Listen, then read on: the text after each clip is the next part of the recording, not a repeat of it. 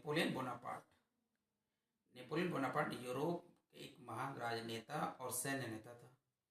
अगर यूरोप में राष्ट्रवादी की बात करें और नेपोलियन बोनापार्ट का नाम न लिया जाए तो समझो कि बात अधूरी रह जाएगी। नेपोलियन के प्रभुत्व उत्कृष्ट की कहानी यूँ थी कि दूसरे राज्य भी अपनी सुरक्षा का इंतजाम करते थे ताकि राष्ट्रीय एकता की भावना उसमें भी विकसित हो सके। उसने इटली में नेपोलियन ने एक संगठित एक रूप शासन का भी गठन किया था।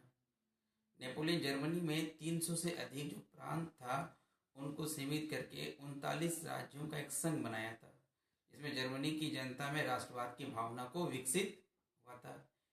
तो आसान शब्दों में समझते हैं, नेपोलियन बोनापार्ट एक महान राजनेता के साथ सैन्य नेता भी थे और राष्ट्रवाद के क्रम में उनकी भूमिका महत्वपूर्ण थी, जो यूरोप में राष्ट्रवाद को उत्कृष्ट स्थान पर लेके जाता है। दूसरा था हमारा गैरिबाल्डी।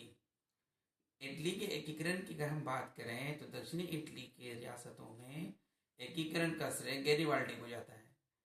गैरिबाल्डी पेशे से एक नाविक था और वो पहले मैजिनी के विचारों से प्रभावित था, बाद में वो काबूल के विचारों से भी प्रभावित हुआ था और वो एक राजतंत्र का पक्षधर था।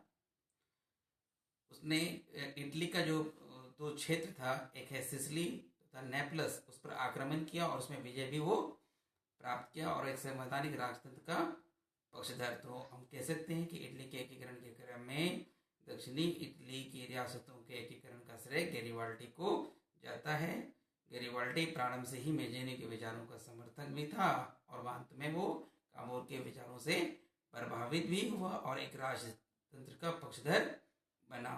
इटली के प्रांत सिसिली था नेपलस पर विजय प्राप्त किया, आक्रमण किया और विजय प्राप्त किया।